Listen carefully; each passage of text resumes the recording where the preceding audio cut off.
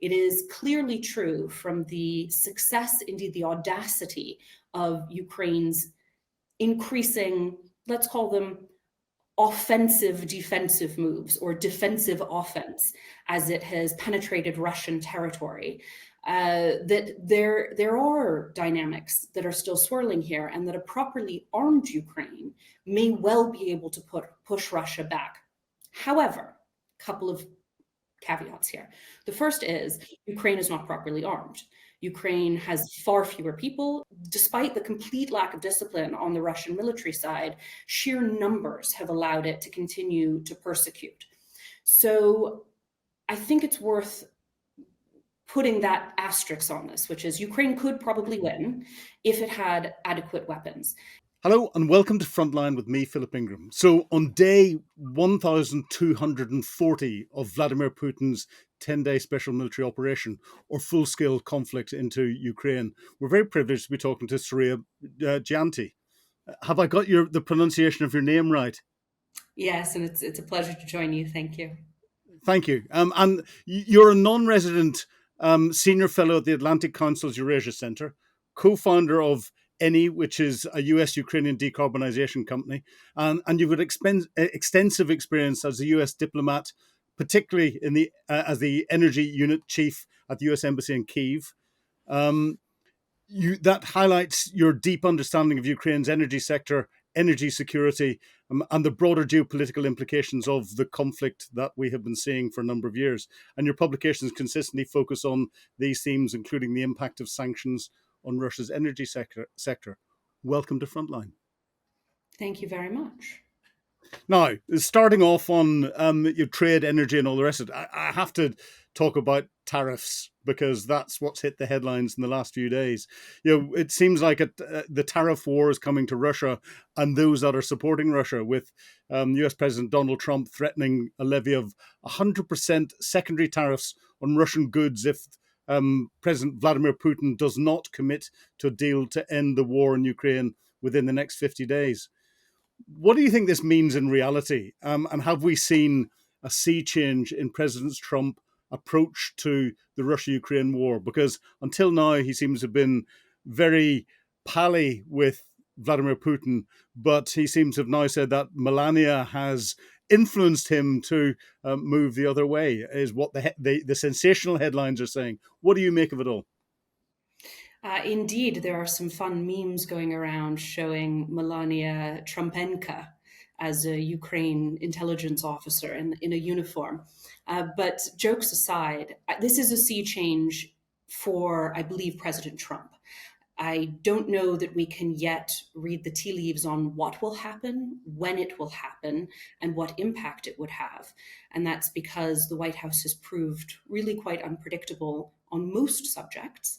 And President Trump has been quick to change his mind, depending not on how the wind blows necessarily, but as new information has come in, or as he's had new interactions with different world leaders who may or may not have influenced him, or perhaps just rubbed him the wrong way.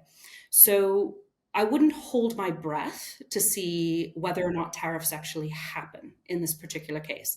Nonetheless, it's absolutely true that Trump seems to have transitioned from Putin is right and Ukraine started it to Ukraine is being victimized by Vladimir Putin. And meanwhile, Vladimir Putin is manipulating, lying to pick whatever form of prevarication you like, both President Trump and also the rest of the world. And I think that acknowledgement may well spell a considerable redirection in what has been the relationship between this particular White House administration and Ukraine, and of course also Moscow thus far. Mm.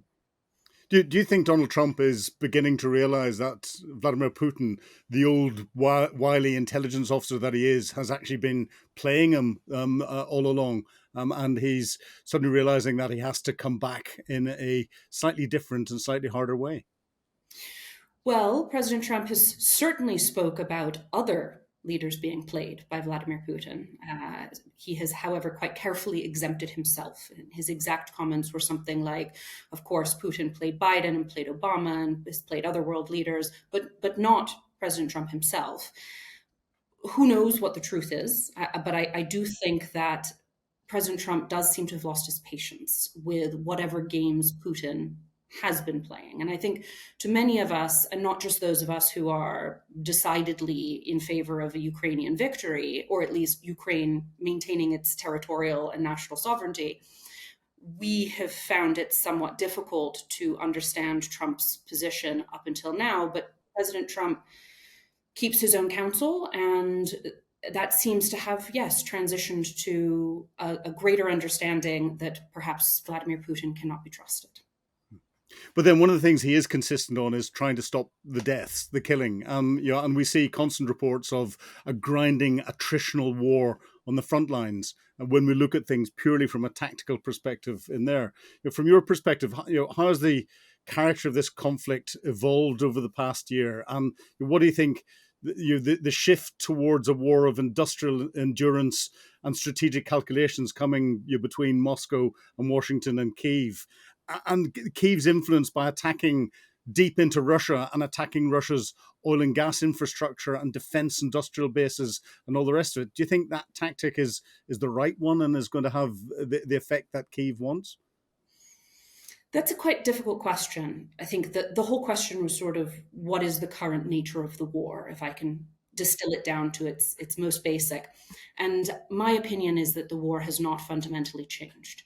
In fact, I don't believe the war has fundamentally changed since it began in 2014. You will, of course, have heard people describe the full-scale invasion of Ukraine by Russia as being what happened in February 2022.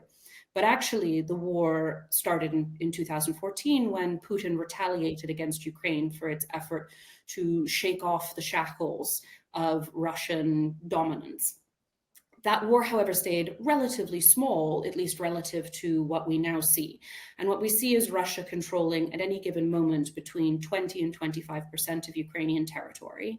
That's the southern belt from Luhansk in the Donetsk all the way down through the southern corridor towards Crimea. That has not meaningfully changed in the last 2-ish years. What we're seeing is Russia taking a village here, Ukraine taking a village back. The lines may change slightly, but they really don't seem to be changing in a way that spells either victory or defeat for either side. That doesn't make this a frozen conflict, however, because a frozen conflict, of course, implies that nothing changes, and this isn't quite that. It is clearly true from the success, indeed the audacity of Ukraine's increasing, let's call them offensive defensive moves or defensive offense as it has penetrated Russian territory, that there are dynamics that are still swirling here, and that a properly armed Ukraine may well be able to push Russia back. However, a couple of caveats here. The first is Ukraine is not properly armed. Ukraine has far fewer people. Despite the complete lack of discipline on the Russian military side, sheer numbers have allowed it to continue to persecute. So I think it's worth putting that asterisk on this, which is Ukraine could probably win if it had adequate weapons. It did not get adequate weapons under the Biden administration. The fear of that White House, as far as I can tell, in making any meaningful decision within less than 6 to 8 months, meant that Ukraine never got a decisive advantage in reclaiming its territory. It's another major caveat is the geostrategic situation around Russia and Ukraine. Although Europe has stepped up to supply Ukraine with a fair amount of the aid that was withdrawn by the United States when President Trump took office, nonetheless, China has made sure to keep Russia relatively well equipped. And there were reports a week and a half ago, maybe 2 weeks ago now, of the Chinese foreign minister saying in confidence, and it was leaked, in meetings with EU officials, that China cannot afford to have Russia lose its war in Ukraine. And the reason for that is that if the United States or so we hear was the reasoning. If the United States is not distracted by Russia and Russia's war in and on Ukraine, then China will become the central and indeed perhaps sole real focus of US foreign policy in an adversarial sense.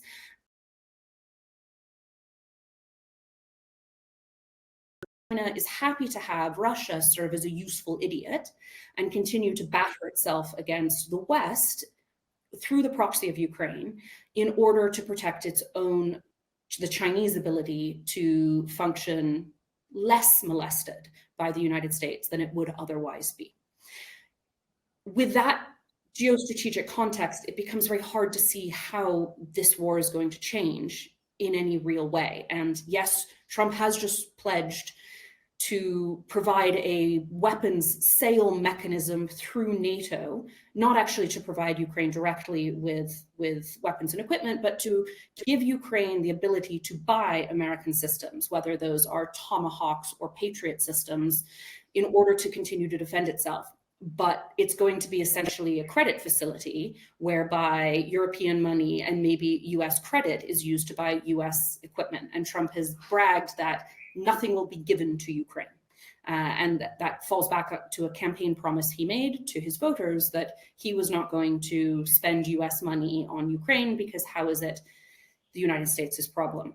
So I do think what's changed is that he's begun to understand that an unchecked Russia may be, to some extent, also a problem for the United States. Well, I'm surprised it took Europe so long because during the Second World War we had Lend-Lease from the United States, and the UK only stopped repaying that, I think, in the mid to late 1980s. So it's nothing new, as they say. And your comments around China and China's interests here are fascinating. Do you think that as commentators we're making a mistake by trying to separate what's going on in Europe from what's going on in the Middle East, from the tensions that are growing in Southeast Asia?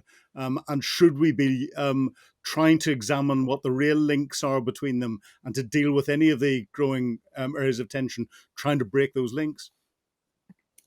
Yes. So I think it's hard to ignore at this point the fact that there are a number of parts of the world on fire in one way or another. And although the conflagration has yet to spread and necessarily connect, there are a couple of obvious aspects, obvious areas of overlap. The first, I think, is a question of international law and what is permitted under international law, and therefore what the deterrents and consequences are for aggressions like the Russian invasion of Ukraine, or, for example, the Israeli genocide in Gaza. There has been a general undermining, I think is perhaps the right word, of the very institutions of governance and the international law and international norms that prevent and then hold accountable those responsible for things like the Russian invasion of Ukraine.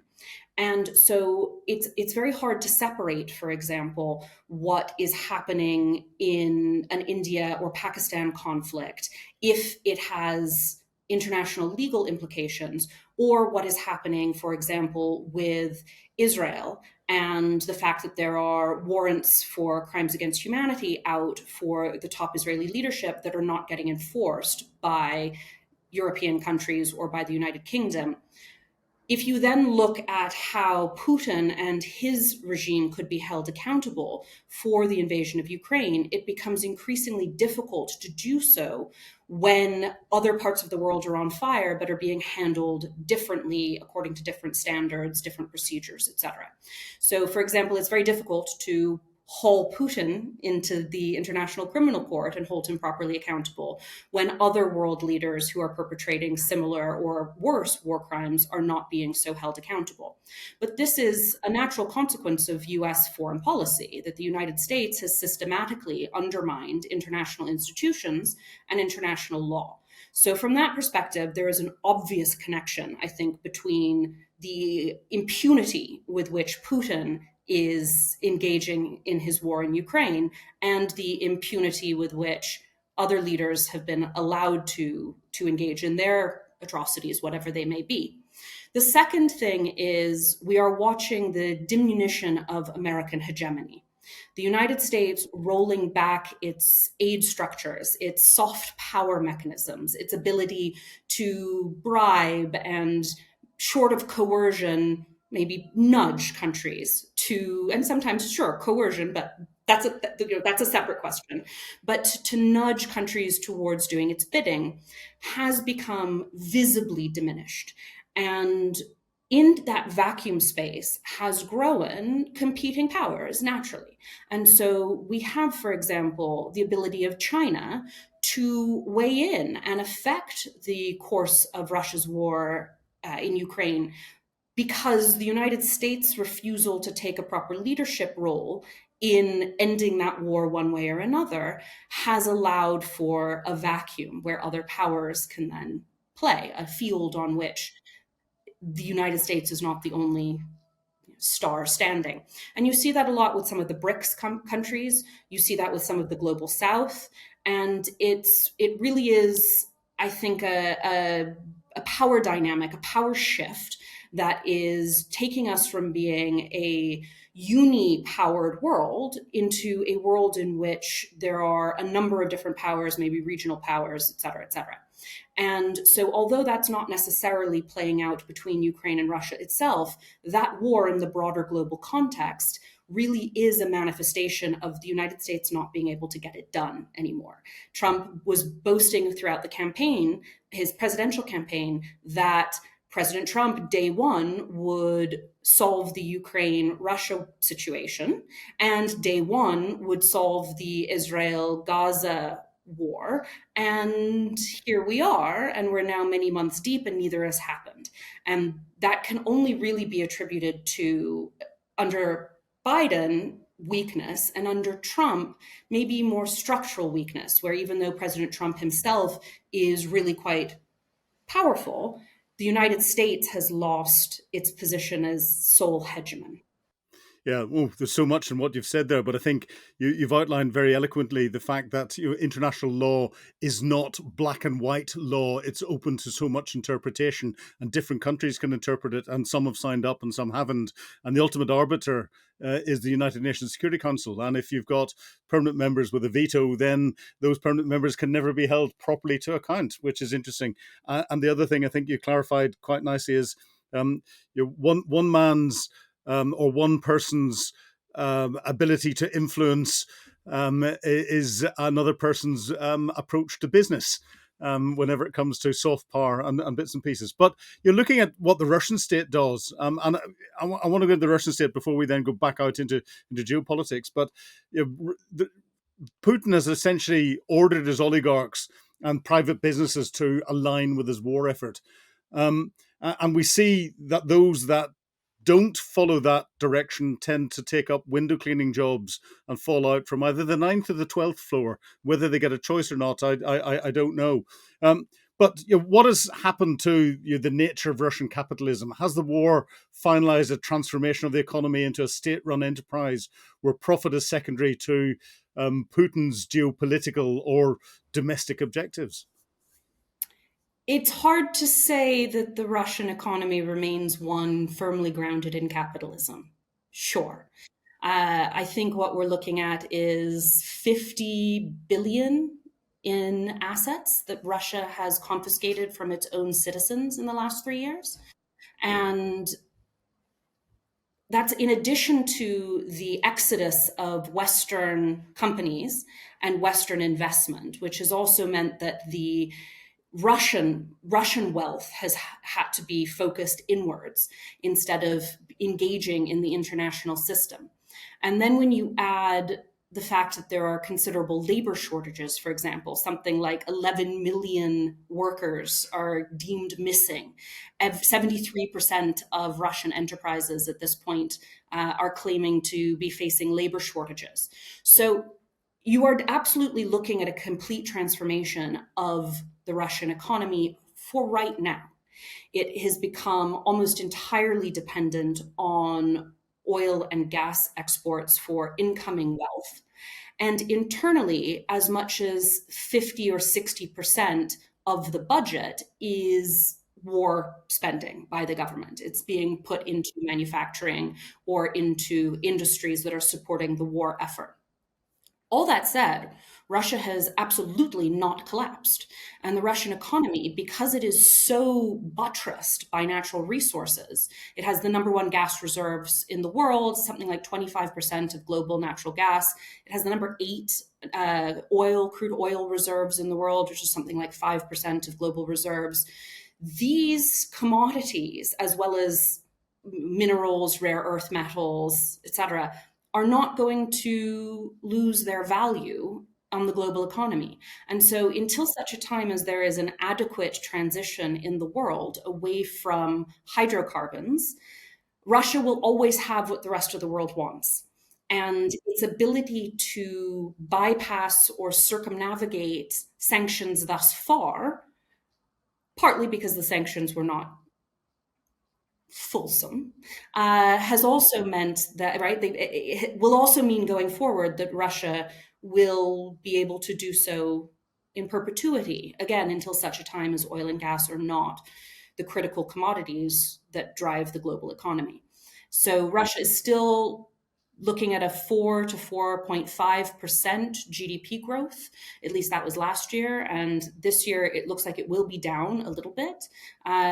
But despite a few bad economic indicators, the Russian economy seems mostly okay. Uh, Reports of its demise are somewhat exaggerated, and I think that we can anticipate that to continue for a bit longer. But you say reports of his demise are somewhat exaggerated, but there are some difficulties. You mentioned Russia's effectively confiscated $50 billion worth of assets from its own people, but it's got $300 billion worth of assets frozen in different banks around the world, $200 billion of it in Belgian banks. And the interest from that has been used to fund Ukraine, Ukrainian weapons and other items for Ukraine as well. Russia seems to be having difficulty in getting the personnel it needs to go into the factories to support its economic outputs. And certainly when it comes to its military industrial base, it's quite clear that it can't keep up with the usage in the front lines because it's now relying on North Korea to supply artillery shells and rockets, and it relied on Iran to bring drone technology in. Is would it be right to describe the Russian economy as creaking at the moment? And if the international community really focused on oil and lowered the price cap that is imposed, dealt with the shadow fleet, and possibly these 100% secondary tariffs on countries that buy Russian oil and gas, that might really hurt Putin. The Russian economy is so natural resource based, and the war shows no signs of slowing, such that together, creaking though it may be, it continues to defy all expectations of collapse or even contraction to a point at which it would have trouble continuing to prosecute the war. Yes, there are millions of workers missing. Yes, every day of the war costs Russia somewhere between 500 million and $1 billion. Nonetheless, with 75%, maybe 70 of spending being driven by the state into war industries, I don't think we're quite at a point where that tip is going to happen. And a lot of that, yes, is buoyed by oil and gas revenues. And indeed, despite the initial many rounds of sanctions that were put in place immediately following the full-scale invasion and eventually taken up by the European Union later that year, the phasing in of first pipeline gas restrictions, followed by tanker oil, etc., it was never comprehensive. And it was not designed to be comprehensive. The Biden White House did not want comprehensive sanctions on Russia for a couple of reasons. First, because there were elections coming, but of course in the United States, there are always elections coming. And there is this widely held fallacy, widely believed fallacy that oil prices on the global market are somehow directly related to the price Americans pay for petrol at the pump, which of course they aren't. And in fact, the US doesn't even refine its own oil. We refine imported oil from countries like Saudi, and we export our own oil because our refineries in the United States are not built for that kind of refining. So nonetheless, the advent of elections meant that the White House did not want to have prices go up. And the United States also did not want to force the European Union into a really tight energy corner. The European Union had made itself, and different member states to varying degrees, extremely vulnerable to Russian coercion, to Russian energy dominance. You take a country like Austria, which was 75% reliant on Russian gas imports. Germany was hugely reliant on natural gas imports. The European Union as a whole was importing 45% of its natural gas from Russia and getting it very cheap. And as a consequence, Putin seems to have relatively correctly calculated that Europe could not afford to do anything particularly major as a response to its invasion of Ukraine. And the relative weakness of the many different sanctions packages with respect to energy have proved that to be true. But unfortunately, energy is what counts because it is natural gas and now crude oil that is keeping the Russian economy principally afloat. And in the years following, we're now 3 years deep, right? Over 3 years, the full-scale invasion, Russia's oil revenue skyrocketed. It went way up. So any notion that, for example, the original price cap that was put on Russian crude worked is, I think, very wishful thinking. And right now, the European Union is debating strengthening that price cap. There is a consideration to drop it 15%, a floating 15% below whatever global oil market rates are. There is apparently one European Union member state that has refused to agree to this.